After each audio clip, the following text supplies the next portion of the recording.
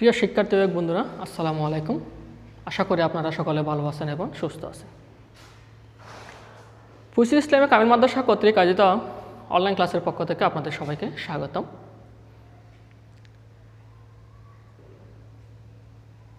আমি মোহাম্মদ খুরশিদ আলম রুবেল, সহকারী শিক্ষক, ফুসিল ইসলামী কামিল মাদ্রাসা।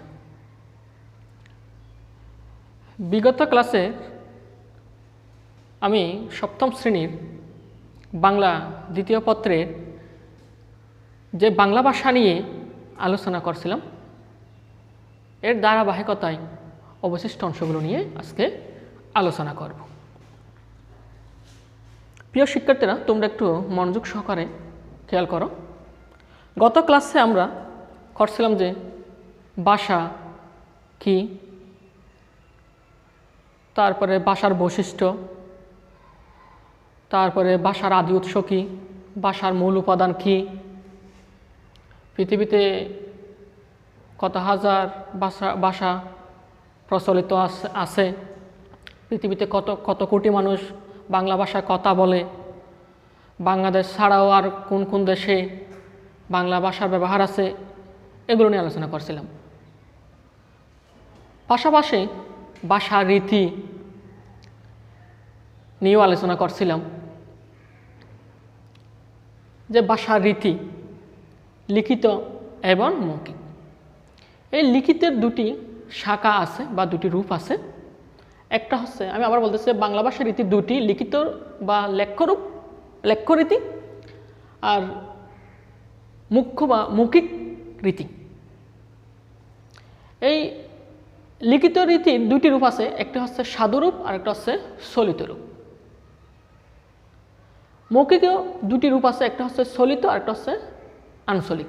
তাহলে এই চলিতটা লিখিত রূপেও আছে, রীতিতেও আছে, সাধু রীতিতেও আছে। তাহলে এই সাধু রীতির বৈশিষ্ট্য, চলিত রীতির বৈশিষ্ট্য এবং আঞ্চলিক রীতির বৈশিষ্ট্যগুলো নিয়ে আমরা আজকে আলোচনা করব। রূপের বৈশিষ্ট্যগুলো নিয়ে আমরা আজকে আলোচনা করব। তাহলে আমি প্রথমে সাধুরূপ বা সাধু ভাষা নিয়ে আলোচনা করি। সাধু ভাষা, যে ভাষারীতিতে ক্রিয়াপদ ও সর্বনাম পদ সম্পূর্ণরূপে ব্যবহৃত হয় তাকে সাধু ভাষা বলে। যেমন ক্রিয়াপদ,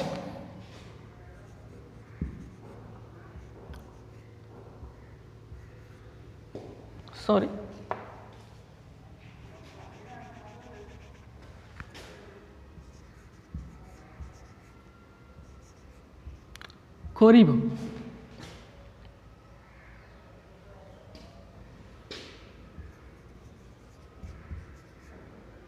যাইব, মস্তক ইত্যাদি। অর্থাৎ এখানে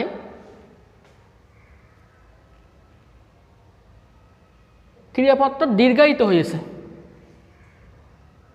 এবং সর্বনাম পদ কি হয়েছে, দীর্ঘায়িত হয়েছে, পূর্ণরূপে ব্যবহৃত হয়েছে।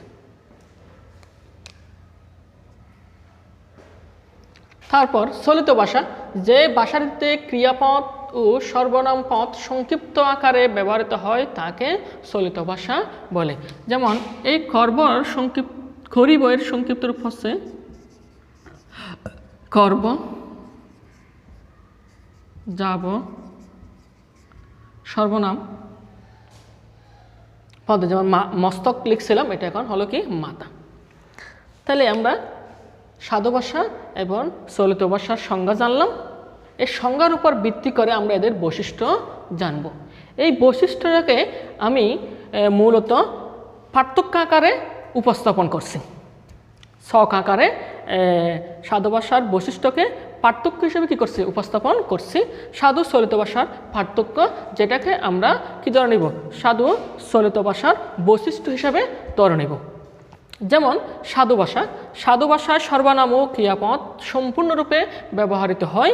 যেমন আমি বলছিলাম করিব, যাইব, মস্তক। আবার এটা একটা সংস্কৃত শব্দ।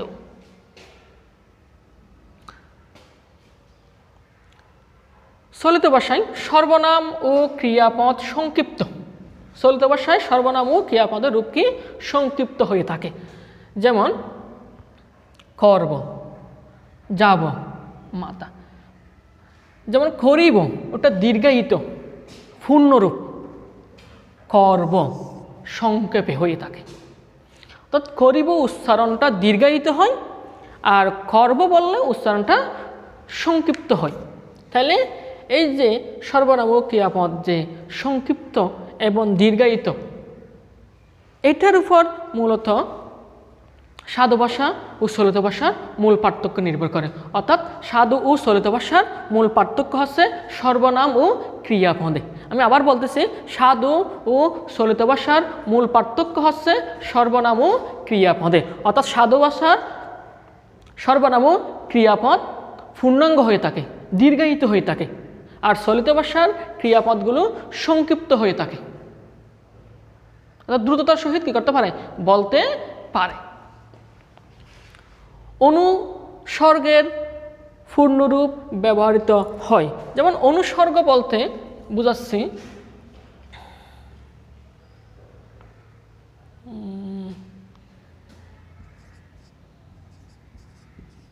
হইতে, এটা চলিত হবে হতে, চলিত হবে কি হতে। তারপরে সাধু ভাষা তৎসম ও সংস্কৃত শব্দ বহুল। যেমন লিখলাম কি মস্তক, যেমন কি লিখলাম মস্তক।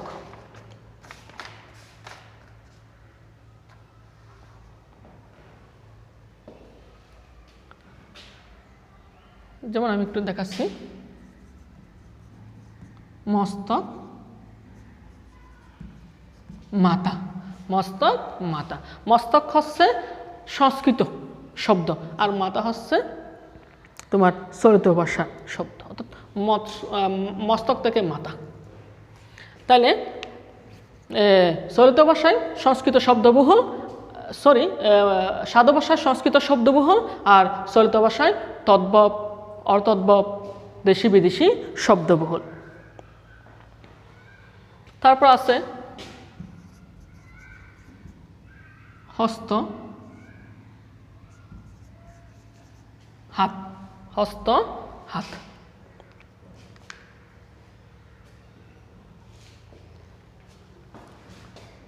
তারপরে সাধু ভাষা গুরু গম্ভীর।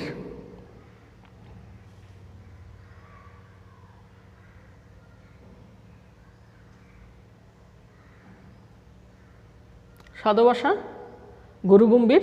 চলিত ভাষা উচ্চারণ হালকা ও গতিশীল হয়। অর্থাৎ সাধু ভাষাটা খুবই ধীরে সুস্থে, খুব জোর দিয়ে কী করতে হয়, উচ্চারণ করতে হয়। কিন্তু চলিত ভাষা হালকাভাবে এবং খুব দ্রুততার সহিত গতির মাধ্যমে কী করা যায়, উচ্চারণ করা যায়। তারপর আছে কি সুনির্ধারিত ব্যাকরণের নিয়ম মেনে চলে। অর্থাৎ সাধু ভাষা সুনির্ধারিত ব্যাকরণের নিয়ম মেনে চলে, অর্থাৎ এটা কি নয়, সহজে পরিবর্তনশীল নয়। কিন্তু চলিত ভাষা ব্যাকরণের নিয়ম মেনে চলে না, অর্থাৎ এটা কি করা যায়, পরিবর্তন করা যায়। তারপর আছে কি সাধু ভাষা বক্তৃতা ও নাট্য সংলাপের উপযোগী, নাট্য সংলাপের উপযোগী। অর্থাৎ বক্তৃতা দেওয়ার ক্ষেত্রে, নাটক, এগুলোতে যে উপস্থাপনাগুলো আছে, যে সংলাপগুলো আছে, এখানে সহজেই বলার জন্য যে ভাষাটা এবং সর্বজনবুদ্ধ যে ভাষাটা, ওইটা হচ্ছে চলিত। তাহলে ওই চলিত ভাষায় ক্ষেত্রে কার জন্য উপযুক্ত, নাটক এবং বক্তৃতার জন্য উপযুক্ত। কিন্তু সাধু ভাষাটা নাটক এবং বক্তৃতার জন্য কি নয়, উপযুক্ত নয়। তাহলে এখানে এই জন্য বলা হয়েছে কি বক্তৃতা ও নাট্য সংলাপের অনুপযোগী সাধু ভাষা, বক্তৃতা ও নাট্য সংলাপের উপযোগী হচ্ছে চলিত ভাষা। এখন আমরা এখানে প্রথমেই আমি বলছিলাম এই জিনিসটা, তো সাধু ও চলিত ভাষার মূল পার্থক্য হচ্ছে সর্বনাম ও ক্রিয়াপদে। তাহলে এই যে মূল পার্থক্যটার সাধু ও চলিত ভাষার ক্রিয়াপদের যে কতিপয় রূপগুলো আমরা দেখতে পাই, এগুলো হচ্ছে যেমন সাধু চলিত ভাষার ক্রিয়াপদের কতিপয় রূপ, যেমন সাধু ভাষায় আমরা বলি করিব, অর্থাৎ এটা দীর্ঘায়িত হয়, ধীরে গুড় গম্ভীর। এক কথায় ক্রিয়াপদের ব্যবহারটা পূর্ণাঙ্গভাবে হয়ে থাকে, এখানে একটা সংক্ষিপ্ত হয়, করব, লিখিব, লিখব, খাইব, খাব, করিলাম, করলাম, পড়িব, পড়ব। এগুলো হচ্ছে ক্রিয়াপদের কতগুলো সাধু ও চলিত রূপ। এখন সর্বনাম পদের কতগুলো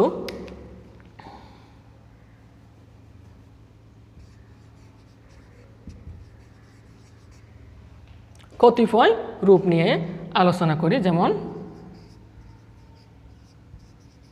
মস্তক, মাথা।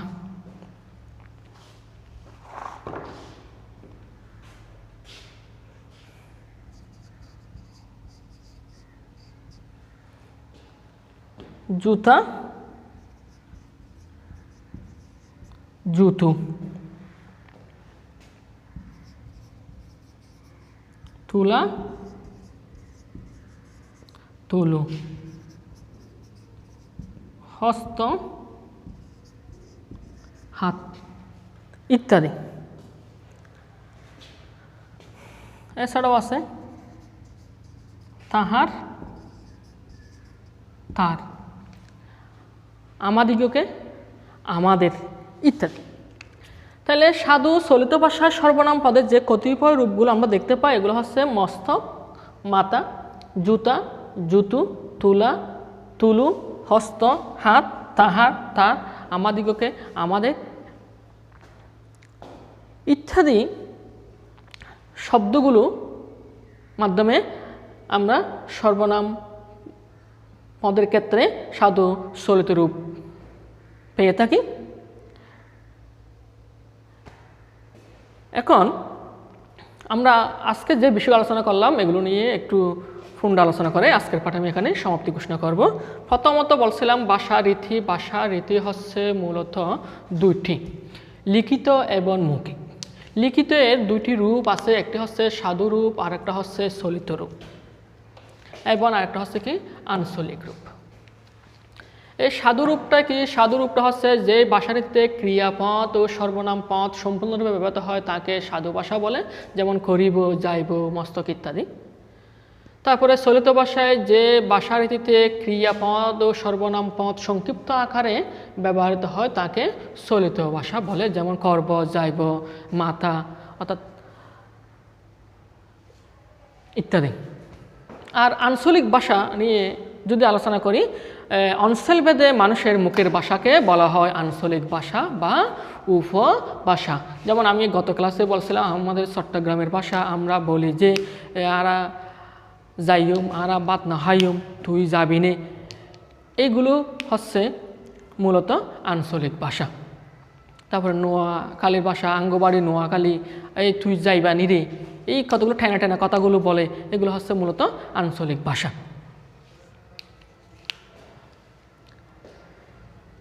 তাহলে এখন সাধু চলিত ভাষার যে বৈশিষ্ট্যগুলো আছে এই বৈশিষ্ট্যগুলোকে আমি পার্থক্য হিসাবে ধরে নিব, অর্থাৎ এই সাধু চলিত ভাষার পার্থক্যকে বৈশিষ্ট্য হিসাবে ধরে নিব, যেগুলোকে আমি একটি ছক আকারে করলাম, উপস্থাপন করলাম। সাধু ও চলিত ভাষার পার্থক্য আমি বলতেছি, যেগুলোকে আমি বৈশিষ্ট্য ধরে নিবে।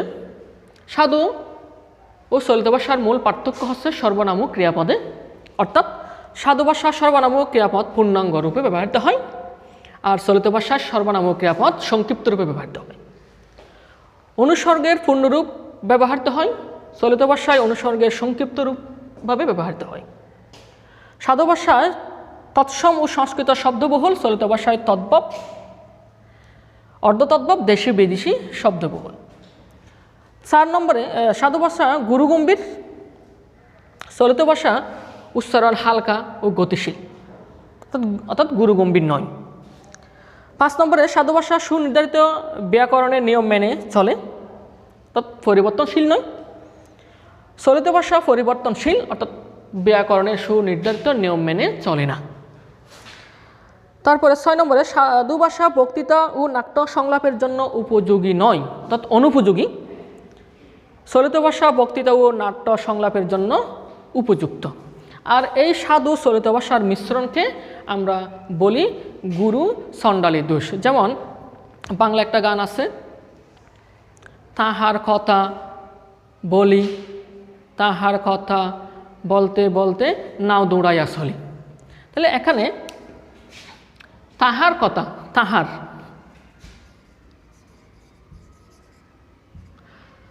কথা বলি এবং তাহার কথা বলিতে বলিতে নাও দৌড়াইছে, এইভাবে বলছে। তাহার কথা বলি, তাহার কথা বলিতে বলিতে, এভাবে বলে নাই, বলছে কি তাহার কথা বলি,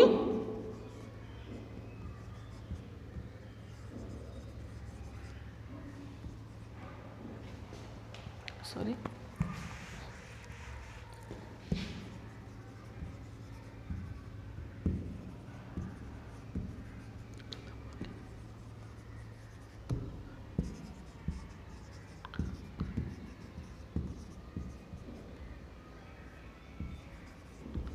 বলতে বলতে নাও দৌড়াইয়া চলি। এখানে তাহার কথা বলে, তাহার এটা একটা হচ্ছে সাধু সর্বনাম পদের সাধুরূপ। তাহার কথা বলি, তাহার কথা আবারও সর্বনাম পদের সাধুরূপ, কিন্তু এখানে এটা বলিতে বলিতে বলে নাই, এটা বলছে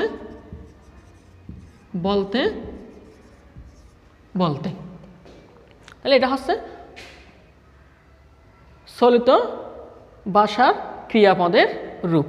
তাহলে এখানে সাধু এবং চলিত ভাষার কী হয়েছে, মিশ্রণ হয়েছে। এই ধরনের মিশ্রণকে আমরা বলি গুরু চণ্ডালী দোষ। কিন্তু কবিতা এবং গানের ক্ষেত্রে সৌন্দর্যের জন্য এবং মানুষের বোধগম্যতার জন্য, বুঝার জন্য এই সাধু চলিত ভাষার মিশ্রণ করে কবিরা এবং সাহিত্যিকরা।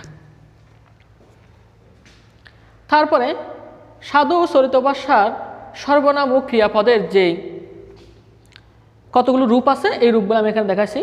সর্বনাম পদের রূপটা হচ্ছে মস্তক, চলিত ভাষায় হয় মাথা, সাধু ভাষায় জুতো, চলিত ভাষায় হয় জুতু, সাধু ভাষায় হয় তুলা, চলিত ভাষায় হয় তুলু। তারপর সাধু ভাষায় হয় হস্ত, চলিত ভাষায় বলা হয় হাত। তারপরে এখানে বললাম যেমন তাহার, সাধু ভাষায় তাহার, চলিত ভাষায় বলা হয় কি তার। তারপরে এই যে সাধু ভাষায় বলা হয় বলিতে বা বলতে, বলিতে, এখানে বলা হয়েছে কি বলতে। তারপরে সাধু ভাষায় যেমন বলা হয়েছে করিব, চলিত ভাষায় বলা হয়েছে করব, ইত্যাদি। তাহলে আজকের মতো এখানে আমার পাঠ সমাপ্তি ঘোষণা করলাম। ধন্যবাদ সবাইকে।